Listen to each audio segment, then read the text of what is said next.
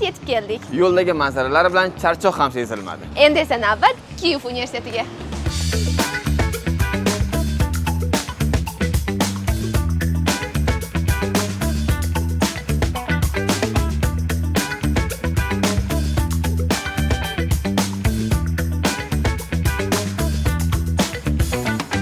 Ushbu universitet Koreyaning Buchon universiteti hamkorligida ochilgan bo'lib, Farg'onadagi eng zamonaviy bilim maskanlaridan biridir.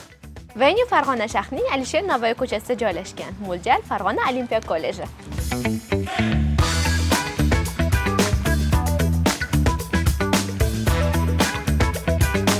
Imtihon venyusi juda ham zamonaviy va ajoyib ekan. Bu yerda imtihondan oldin bo'ladigan hayajon va stresslarni his qilish deyarli imkonsiz. Imtihonni tashkil qilish jarayonlari esa yuqori darajada.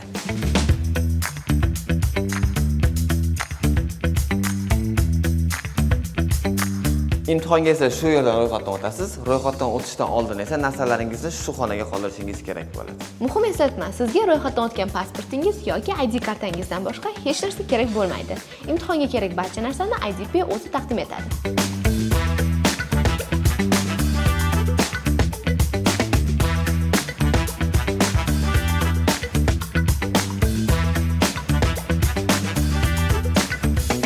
Imtihon xonasiga kirganingizdan so'ng birinchi navbatda disk labeldagi ma'lumotlaringizni pasportingiz bilan tekshirib olishingiz kerak bo'ladi.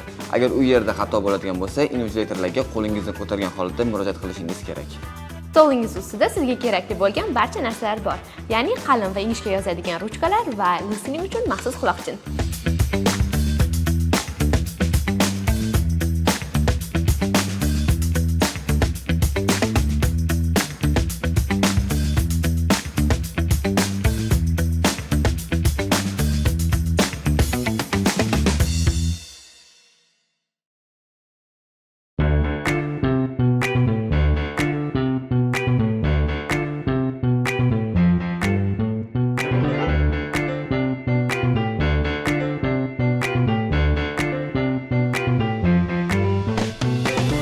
Agar siz ham qulay va zamonaviy sharoitlarda IELTS imtihonlarini topshirmoqchi bo'lsangiz, unda biz sizni Farg'ona shahrida kutamiz.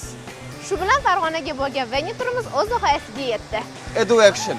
Take the test, win the best.